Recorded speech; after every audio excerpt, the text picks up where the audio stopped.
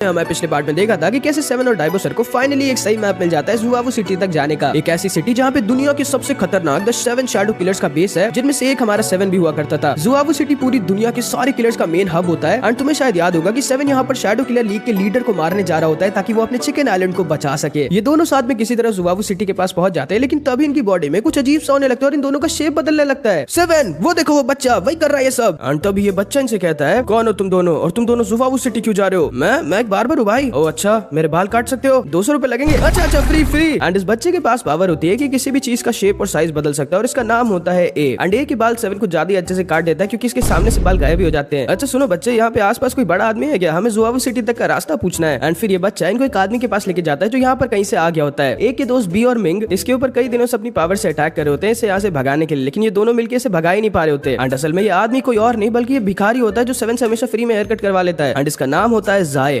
अच्छा हुआ तुम मुझे मिल गए, हेयर कट करवाना था मुझे। बिल्कुल नहीं, मैं फिर से तुम्हारे बाल फ्री में नहीं काटने वाला। लेकिन तभी वहाँ पर स्टैन आइलैंड की स्पेसशिप आ जाती है जिससे ये लोग छुप जाते हैं। एंड स्पेसशिप से स्टैन आइलैंड का प्रिंस और कोला बाहर निकलता है। एंड इसको देखते ही ए बहुत ज्यादा गुस्सा हो जाता है और इस प्रिंस के ऊपर अटैक कर देता है। ये तीनों बच्चे साथ में मिलकर इसके ऊपर अटैक करने लगते हैं, लेकिन जैसा कि हमें पता है कि ये प्रिंस बहुत स्ट्रांग होता है एंड ये इन तीनों बच्चों को बहुत ज्यादा इंजर्ड कर देता है। तुम लोगों ने मेरे ऊपर अटैक क्यों किया? तुम ये जानते हो क्योंकि तुम स्टैन आइलैंड वाले हर साल यहाँ आते हो और हमारे दोस्तों को अपने एक्सपेरिमेंट्स के लिए किडनैप करके लेके चले जाते हो। एंड तुम्हें शायद याद होगा कि जुआवू सिटी के किलर्स और स्टैन आइलैंड वाले दोनों बहुत बड़े दुश्मन होते हैं। हम सिर्फ तुम्हारे दोस्तों के ऊपर ही नहीं अपने लोगों के ऊपर भी एक्सपेरिमेंट करते हैं ह्यूमैनिटी को और ज्यादा स्ट्रॉन्ग और एडवांस बनाने के लिए। ये तो बहुत गलत है। कुछ गलत नहीं है, अब तुम तीनों को मेरे साथ चलना होगा। रुक जाओ। एंड तभी वहाँ पर 7 आ जाता है। आज के बाद मैं तुम लोगों को ऐसा नहीं करने दूंगा। शैडो किलर तुम यहाँ क्या कर रहे हो? अच्छा है, आज मैं तुमसे अपनी पिछली हार का बदला लूंगा। एंड तभी ये प्रिंस एक अजीब सी स्टैन बीम का यूज करता है जिससे ये तीनों बच्चे जो थे इनकी सुपर पावर अनकंट्रोलेबल हो जाती है एंड ये लोग अपनी पावर्स को कंट्रोल ही नहीं कर पा रहे होते। एंड फिर ये सारे के सारे आपस में लड़ जाते हैं क्योंकि ये लोग अपनी पावर्स को कंट्रोल नहीं कर पा रहे होते, इसलिए लोग कुछ ज्यादा मदद के थे नहीं। एंड तभी ये स्टैन का प्रिंस 7 के ऊपर एक बहुत ही ज्यादा खतरनाक अटैक यूज कर देता है, लेकिन तभी बी से आके अचानक से लड़ जाता है जिसकी वजह से इसका अटैक कोला की तरफ जाने लगता है। ये अपने अटैक को किसी तरह कोला से दूर करने की कोशिश करता है, लेकिन कोला को इसका अटैक लग जाता है एंड कोला बहुत इंजर्ड हो जाती है। एंड कोला की हालत को देखकर पता नहीं क्यों ये प्रिंस पगला जाता है और बी पे गुस्सा हो जाता है क्योंकि इसे लगता है कि इसकी वजह से इसको कोला का अटैक लगा है। और ये तुरंत ही बी को खत्म करने वाला होता है, लेकिन तभी जाए पता नहीं कहां से अचानक से इसके सामने आ जाता है एंड इसके अटैक को रोक देता है। ये कौन है और ये इतना स्ट्रांग कैसे कि ना तो सिर्फ इसके ऊपर मेरी स्टैन बीम का कोई असर नहीं हुआ बल्कि इसने मेरे अटैक को भी रोक दिया। कोला की हालत देखो, अभी लड़ने का नहीं, उसे बचाने का टाइम है। एंड ये प्रिंस तुरंत ही कोला के पास आ जाता है। रुक जाओ, तुम कोला को नहीं बचा सकते, हमारे विलेज के मैजिक विज़र्ड्स ही इसे बचा सकते हैं। एंड ये प्रिंस थोड़ी देर के लिए सोचता है, फिर इससे कहता है, ठीक है लेकिन याद रखना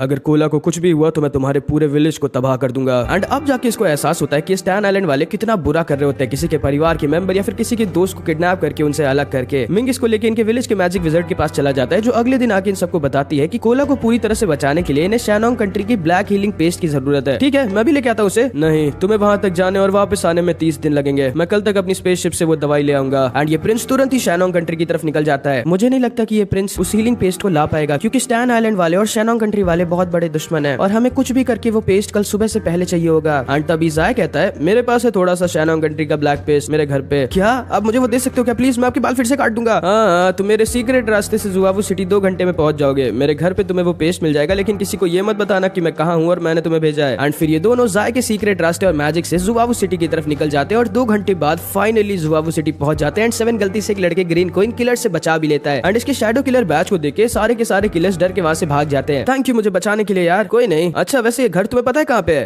हाँ वो रहा। एंड जाए के घर को देखकर ये लोग एकदम शॉक्ड रह जाते हैं भाई कि उस भिखारी का घर इतना बड़ा होता है। ये लोग किसी तरह जाए के घर के ऊपर उसके कमरे के पास आ जाते हैं। एंड 7 को पूरी जुआवू सिटी दिख रही होती है और बहुत ही ज्यादा मस्त लग रही होती है, जिस वजह से डाइबो सर थोड़ा डर जाते हैं कि 7 कहीं चिकन आइलैंड को छोड़कर यहीं पे ना रुक जाए।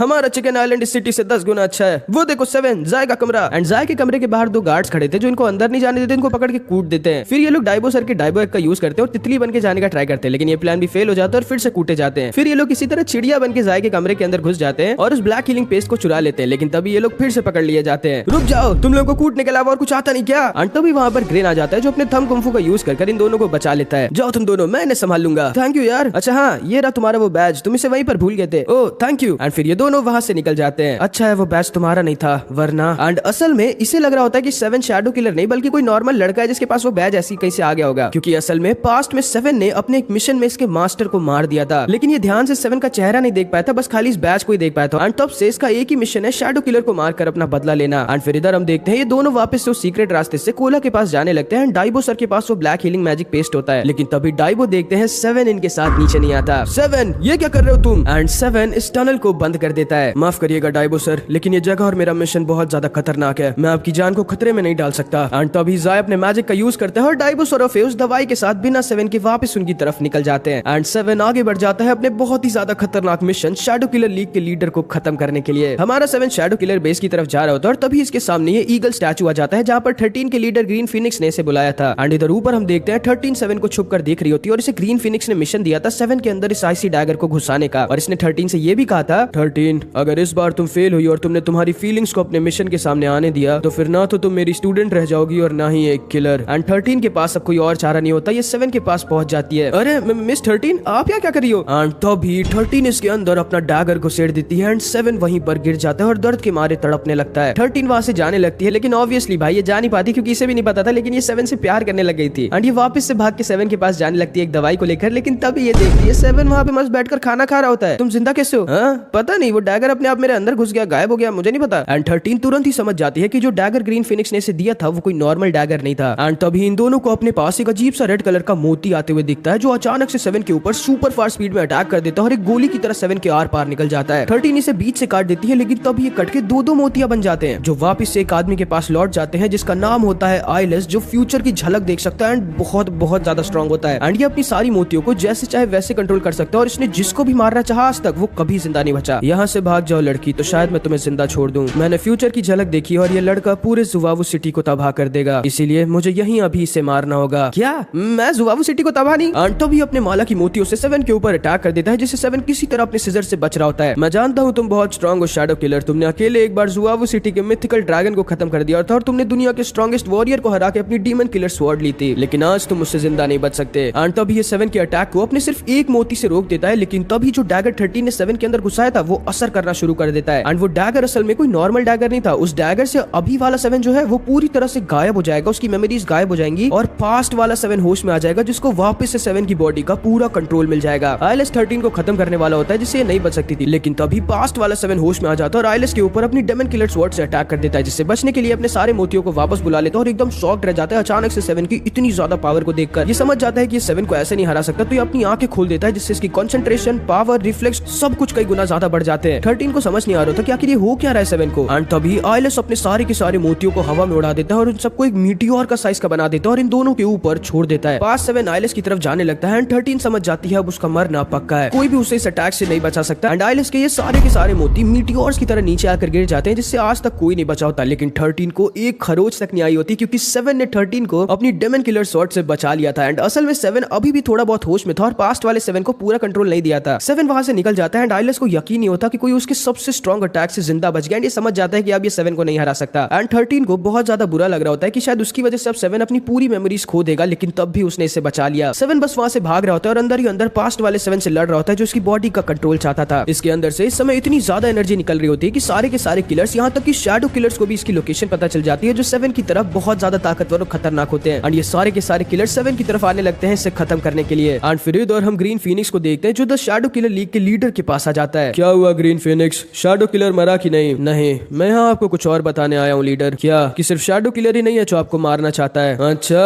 और कौन है जो मुझे मारना चाहता है? मैं। और अब हमारे बीच कोई नहीं आएगा आपको मुझसे बचाने के लिए। ओह, तो ये तुम्हारा प्लान था ग्रीन फिनिक्स, शैडो किलर को यहाँ लाना ताकि सारे किलर्स और शैडो किलर्स उसकी तरफ निकल जाएं और तुम मुझसे अकेले में लड़के मुझे मार सको। सही कहा। एंड असल में ये था इसका पूरा प्लान। ये चाहता था 7 यहाँ जुवावू सिटी में आ जाए और उस डैगर की वजह से पास्ट वाला 7 होश में आ जाए, क्योंकि इसे पता था कि पास्ट वाला 7 अकेले इतने सारे किलर्स और शैडो किलर्स से लड़ने की ताकत रखता है, जिसकी तरफ सारे के सारे किलर्स और शैडो किलर्स निकल जाएंगे और ग्रीन फिनिक्स को मौका मिल जाएगा शैडो किलर लीग के लीडर को मारने का। एंड असल में इसने शैडो किलर लीग के लीडर को कुछ ज्यादा ही हल्के में ले लिया था भाई। एंड फिर इधर हम देखते हैं बहुत सारे किलर 7 के पास पहुंच चुके होते हैं जिनसे 7 अकेले लड़ रहा होता है और बहुत ज्यादा इंजर्ड हो गया होता है। तो क्या 7 मारा जाएगा या पास्ट वाला 7 होश में आ जाएगा, ये हम अगले पार्ट में देखेंगे। इस वीडियो ने ग्रीन फिनिक्स के कहने पे 7 के अंदर इस आइस डैगर को घुसेड़ दिया था जिससे अभी के 7 की मेमोरीज गायब होने लग गई थी और पास्ट वाला 7 पूरी तरह से होश में आने लग गया था। एंड इस समय 7 के अंदर से इतनी ज्यादा एनर्जी निकल रही थी कि जितने भी किलर जुवावू सिटी में थे उन सबको 7 के बारे में पता चल गया था और वो सारे के सारे इसकी तरफ आने लग गए थे इसे खत्म कर इसके ऊपर की बहुत बड़ी बाउंड्री को लेने के लिए जो शैडो किलर लीग के लीडर ने इसके ऊपर लगा दी थी। फिर हमें ग्रीन फिनिक्स के असली प्लान के बारे में पता चला था, जो कि था 7 की तरह शैडो किलर लीग के लीडर को मारना। एंड इसीलिए इसने 7 को यहाँ ज़ुवावू सिटी बुलाया था और इसके अंदर 13 से उस आइस डैगर को घुसाया था, जिससे पास वाला सुपर स्ट्रॉन्ग 7 वापस से होश में आ जाएगा और सारे किलर्स और शैडो किलर्स उसे मारने चले जाएंगे, ताकि ग्रीन फिनिक्स को यहाँ अकेले मौका मिल सके शैडो किलर लीग के लीडर को मारने का। एंड 7 को इधर ढेर सारे किलर्स ने घेर लिया होता है, लेकिन तभी कुछ सेकंड्स के लिए पास्ट वाला 7 होश में आ जाता है और उतने सारे किलर्स को वो अकेले मार देता है। एंड फिर 7 बहुत ज्यादा इंजर्ड हो गया होता है और एक टूटे हुए घर में आकर छुप जाता है। 7 को पता होता है कि अभी बहुत सारे किलर्स और शैडो किलर्स 7 की तरफ आ रहे होते हैं इसे खत्म करने के लिए। एंड इसको बहुत दर्द भी होता है, क्योंकि अंदर से पास्ट वाला 7 भी इसकी बॉडी पे कंट्रोल करना चाह रहा था। इसे कुछ समझ नहीं आ रहा था कि ये क्या करे। 7 बस एक और बार वापस चिकन आइलैंड जाके अपने दोस्तों के साथ मजे करना चाहता था, लेकिन ये धीरे धीरे सबके बारे में भूलता जा रहा होता है, क्योंकि धीरे धीरे उस आइस डैगर का असर बढ़ रहा होता है, जिसकी वजह से 7 अपनी मेमोरीज भूलता जा रहा होता है और पास्ट वाला 7 होश में आता जा रहा होता है। एंड तभी इस घर के अंदर एक और किलर आ जाता है, जो 7 से कहता है, फाइनली तुम मेरे सामने आ गए। मैं तुम्हें याद हूं ना शैडो किलर? तुम्हें याद है ना जब तुम एक लड़की के लिए पूरे ज़ुवावू सिटी के सारे किलर से लड़ गए थे? तुमने मेरे सारे साथियों को मार दिया था, लेकिन मुझे जिंदा छोड़ दिया था क्योंकि मैं तुमसे डर गया था। लेकिन आज नहीं, आज मैं तुम्हें मारूंगा। लेकिन तभी 13 वहां पर आ जाती है एंड 7 को इससे बचा लेती है। एंड इससे बहुत बुरा लग रहा होता है, क्योंकि इसकी वजह से 7 इतना ज्यादा दर्द में था। मिस 13 जाओ यहाँ से, यहाँ बहुत खतरा है। चुप रहो और ज्यादा हीरो मत बनो और अपने कपड़े उतारो। क्या? एंड फिर 13 इसके कपड़े उतारकर इसको वो ब्लैक हीलिंग पेस्ट लगा देती है, जो इसके दर्द को थोड़ा बहुत कम कर देगा। एंड फिर 13 इससे कहती है, आखिर क्यों उस चिकन आइलैंड के लिए तुम अपने आप को इतना दर्द क्यों दे रहे हो? पास्ट वाले 7 को अपनी बॉडी का कंट्रोल दे दो, वो यहाँ से जिंदा बच के भाग सकता है। तुम्हारा यहाँ से जिंदा बच के भागना नामुमकिन है। नहीं, मुझे मेरे पास की मेमोरीज याद है। मैंने बचपन से सिर्फ लोगों को मारा था और जिसके लिए मैंने अपना सब कुछ छोड़ दिया था, पूरी ज़ुवावू सिटी से लड़ गया था, उसी ने मुझे धोखा दिया था। मेरी जिंदगी में जरा सी भी खुशियां नहीं थी जब तक मैं चिकन आइलैंड नहीं पहुंचा था। वो 2 साल जो मैंने वहाँ चिकन आइलैंड में बिताए, वो मेरी जिंदगी का बेस्ट टाइम था। इसीलिए मुझे चिकन आइलैंड को बचाना होगा, उनके एहसान को अपने ऊपर से चुकाने के लिए। और हाँ, आप चिंता मत करिए मिस 13, मैं हार नहीं मानने वाला। मैं आज ही शैडो किलर लीग के लीडर को खत्म कर वापस चिकन आइलैंड जाऊंगा और फिर तुम्हारे साथ डेट पे भी। जिसको सुन के 13 थोड़ा शर्मा जाती है और फिर 7 वहीं पर बेहोश हो जाता है। 13 इसे प्रोटेक्ट करने के लिए वहीं पर रुक जाती है, लेकिन इसकी भी आंख लग जाती है और 7 जब होश में आता है तो वहां से भाग जाता है, क्योंकि ये 13 की लाइफ को खतरे में नहीं डालना चाहता था। एंड अब इधर हम 13 के पास को देखते हैं, जब 13 अपनी मम्मी को एक किलर से बचा नहीं पाई थी, क्योंकि ये बहुत छोटी और वीक थी, और क्योंकि ये एक लड़की थी इसीलिए इसके पापा इसे ट्रेनिंग भी नहीं देते थे स्ट्रॉन्ग बनने के लिए, और इसीलिए ग्रीन फिनिक्स के अंडर में आके किलर बन गई थी और ज्यादा स्ट्रॉन्ग होने के लिए। एंड अब अचानक से जब 13 की आंख खुलती है तो वो देखती है 7 वहां पे नहीं था। ये 7 को ढूंढने लगती है और जब इसे 7 मिलता है तो उसकी हालत बहुत ज्यादा खराब होती है, क्योंकि इसके सामने एक दूसरा शैडो किलर शिमेन आ गया होता है, जिसके पास बहुत ज्यादा स्ट्रॉन्ग अर्थ मैजिक होता है। एंड तभी 13 के पीछे भी एक और शैडो किलर आ जाती है, जिसका नाम मासुजाका होता है, जिसके पास पॉइजन मैजिक होता है। एंड ये भी बहुत ज्यादा फास्ट और खतरनाक होती है। मासुजाका 13 से कहती है, तुम जानती हो मैं इससे बहुत प्यार करती थी, लेकिन ये एक दूसरी लड़की से प्यार करता था, जिसके लिए पूरे के पूरे ज़ुवावू सिटी से लड़ गया था। इसीलिए जब तुम यहाँ से चले गए थे ना, तो मैंने उस लड़की को मार दिया था, क्योंकि अगर तुम मेरे नहीं हो सकते शैडो किलर,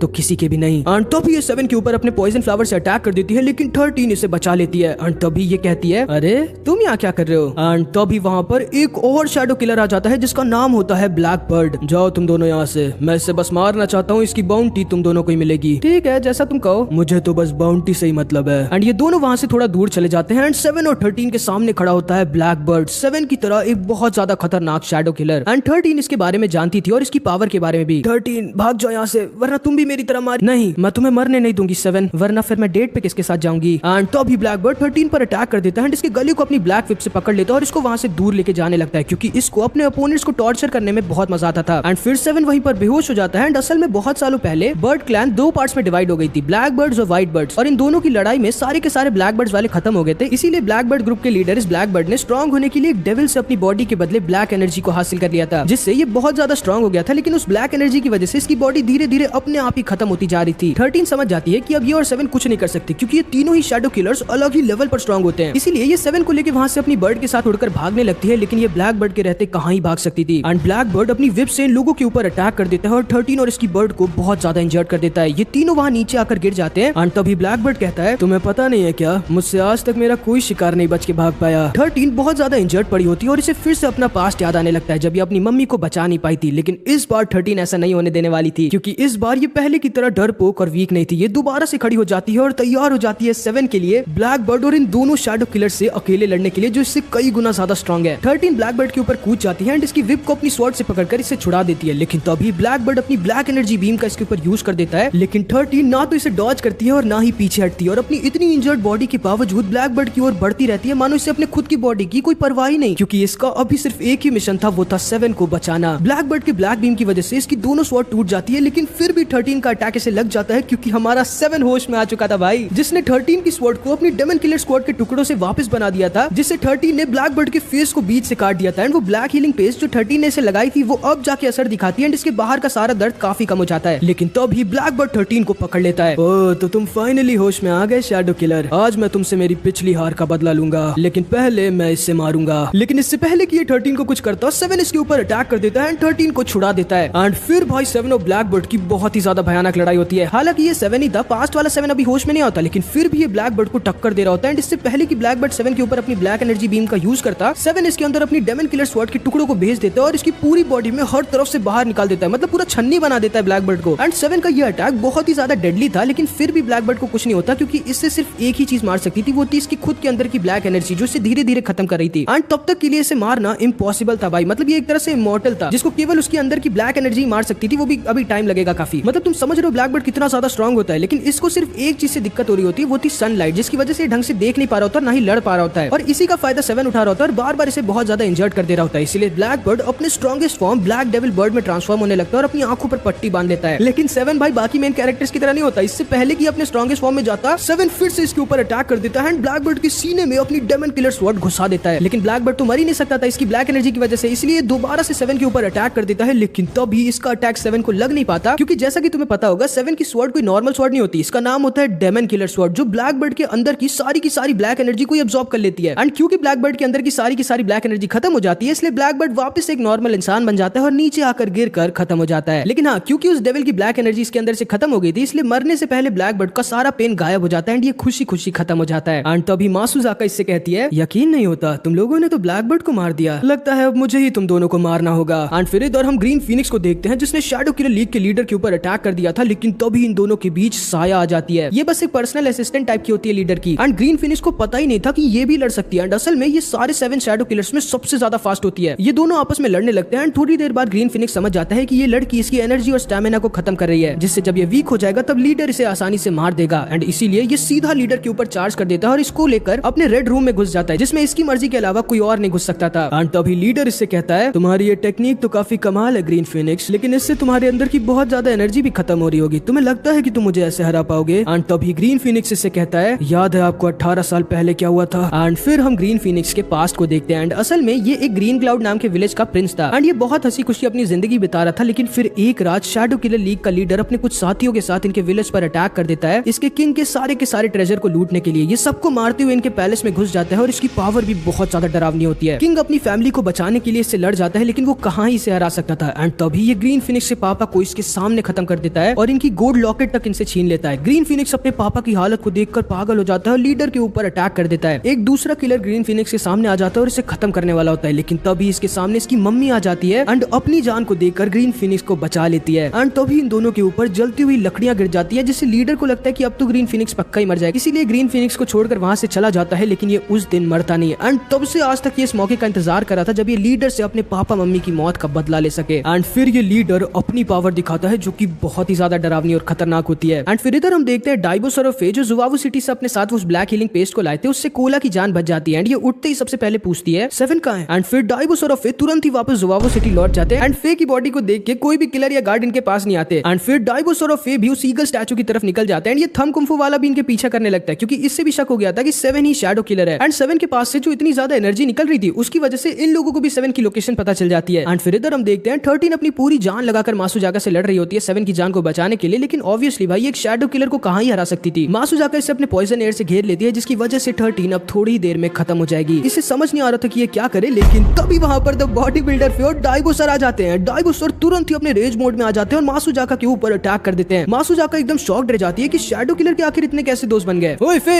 बॉडी दिखाने का टाइम नहीं है अभी, पहले 7 को लेके यहाँ से निकलो। एंड ये दोनों वहां से तुरंत ही निकल जाते हैं। अब मैं तुम्हें छोड़ूंगी नहीं मुर्गे। एंड तब ये डाइबोसर के ऊपर अपने पॉइजन फ्लावर से अटैक कर देती है, लेकिन डाइबोसर अपना दिमाग लगाते हैं और अपना डाइबो का यूज कर खुद एक पॉइजन फ्लावर बनकर वहां से निकल जाते हैं। ये कैसे हो सकता है, कहाँ क्या वो? लेकिन इधर हम देखते हैं फे के सामने ये दूसरा शैडो किलर शिमेन आ जाता है, जो एक ही पंच में फे को बहुत ज्यादा इंजर्ड कर देता है। एंड फिर शिमेन 7 को मारने वाला होता है, लेकिन तभी ये थंब कुंफू वाला लड़का वहां पर आ जाता है एंड 7 को बचा लेता है। एंड फिर डाइबोसर और फे तुरंत ही 7 को लेकर वहां से भागने लगते हैं। शिमेन इनका पीछा करने की कोशिश करता है, लेकिन तब ये थंब कुंफू वाला फिर से अपने थंब कुंफू का यूज करता है और इन तीनों को शिमेन से किसी तरह बचा लेता है। एंड ये लोग वहां से तुरंत ही निकल जाते हैं। डाइबोसर को समझ नहीं आता कि आखिर इसने अपनी जान को सैक्रिफाइस करके 7 को क्यों बचाया। खैर वो तो हमें आगे पता चलेगा। तो फिर 7 सेवन, डाइबो और फेक किसी तरह सुआवू सिटी से भाग जाते हैं, लेकिन बेचारी 13 मासुजाका के पॉइजन की वजह से भाग नहीं पाती एंड मासुजाका इसे पकड़ लेती है। एंड फिर अगले दिन इधर हम चिकन आइलैंड में देखते हैं, जहाँ पे सेवन को ढूंढते ढूंढते एक और शैडो किलर वहाँ पर आ गया होता है, जिसका नाम होता है मेरा। एंड भाई ये भी बहुत ज्यादा खतरनाक होता है। ये सबसे पहले सेवन के बार्बर शॉप जाता है, क्योंकि इसे लगा था सेवन सुआवू सिटी से भागकर यहीं पर आया होगा, लेकिन डाइबो सर असल में सेवन को लेके इस मैजिक हीलिंग विजार्ड के पास आ गए थे, जो सेवन को आइस डैगर से बचाने की पूरी ट्राई कर रही होती, ताकि पास्ट वाला सेवन होश में ना पाए। मेरा को यहाँ पर सेवन की इन चिकन आइलैंड वालों के साथ की कुछ फोटोज देखती है एंड इसे यकीन नहीं होता कि सेवन एक शैडो किलर होने के बाद भी इतनी अच्छी जिंदगी कैसे जी रहा था। एंड ये उन सारी फोटोज में से एक फोटो को ले लेता है, जिसमें सेवन और अंकल चेन साथ में थे। एंड ये इस फोटो को लेके अंकल चेन के पास आ जाता है। हेलो, इसे देखा है आपने कहीं? कौन? इस हैंडसम वाले को? हाँ, तुम्हारे सामने तो खड़ा है।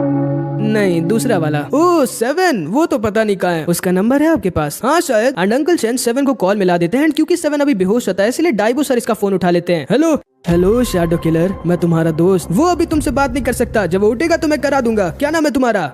मेरा। हाँ हाँ, तुम्हारा। और क्या नाम है तुम्हारा? मेरा। पता नहीं कैसे पागल दोस्त है इसके। एंड तभी डाइबो सर इसका फोन काट देते हैं। एंड जब ये दोबारा मिलाने की कोशिश करता है तो अंकल चेन के फोन का बैलेंस ही खत्म हो जाता है। एंड फिर इधर हम देखते हैं मैजिक हीलिंग विजार्ड इन सबको बताती है कि ये सेवन की मेमोरीज को नहीं बचा सकती एंड सेवन को बचाना अब इम्पॉसिबल है। एंड पास्ट वाला सेवन अब थोड़े ही टाइम में पूरी तरह से होश में आ जाएगा। डाइबो सर, कोला और फिश सब के सब बहुत ज्यादा दुखी हो जाते हैं। कुछ समझ नहीं आ रहा था कि लोग क्या करें, लेकिन तभी वहाँ पर स्टैन आइलैंड का एक प्रिंस आ जाता है, जो उस ब्लैक हीलिंग पेस्ट को तो नहीं ला पाता, इसीलिए ये शैनोंग सिटी के हेड वंडर डॉक्टर को ही लेके आ जाता है कोला को बचाने के लिए। एंड ये वंडर डॉक्टर भाई मरे हुए के अलावा किसी को किसी भी चीज से बचा सकता है। बहुत अच्छे चश्मिश, चलो कुछ तो कमाए तुम। एंड ये प्रिंस भी कोला को ठीक देखकर बहुत खुश हो जाता है। फिर ये वंडर डॉक्टर सेवन को आइस डैगर वाले पॉइजन से बचा लेता है एंड दोबारा से हील कर देता है। एंड फिर इधर हम देखते हैं मेरा इन दोनों के पास आ जाता है। इसका नंबर है तुम्हारे पास? ओ सेवन का? हाँ है। एंड इचिरो सेवन को कॉल मिलाकर अपना फोन इसे दे देता है, लेकिन अब जाके ये मेरा को पहचान पाता है कि ये भी एक शैडो किलर है, लेकिन अब बहुत देर हो चुकी थी। इधर हम देखते हैं सेवन जैसी होश में आता है तभी मेरा इसे कॉल कर देता है। हेलो, अब जाके मैंने तुम्हारी आवाज सुनी। शैडो किलर, कौन हो तुम? तुरंत से वापस अपने चिकन आइलैंड आओ, और हाँ, जितनी देर तुम करोगे उतनी ज्यादा तबाही मचेगी और उतने ज्यादा लोग मरेंगे। मैं आ रहा हूँ। एंड मैं बता दे रहा हूँ भाई, ये शिमेन ब्लैकबर्ड से भी ज्यादा खतरनाक शैडो किलर होता है।